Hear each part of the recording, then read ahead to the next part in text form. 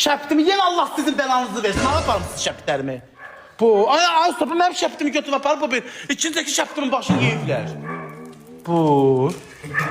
Günahı mənim şəptim. Deyək qaldım ayaqlarım. Görün nə bilim ara aparırlar şəptimi. Ama mən bunların əlində bir şəpt tapa bilmirəm. Bu. Qoy görün bura gətirməyib ki. Bu. Neyiniyiblər ha bunlar mənim şəptimi? Hər dəfə bax belə deyik. Başını yeyiblər şəptimin. Oradadır. Nəyə gülürsünüz? Merhaba. Şərtin qabağı yoxdur.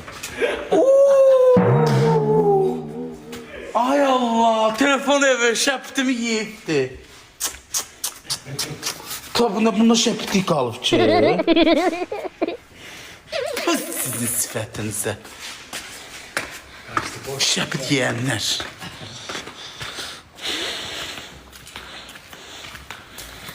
Az kirazdan da hiçbir şey ne değil.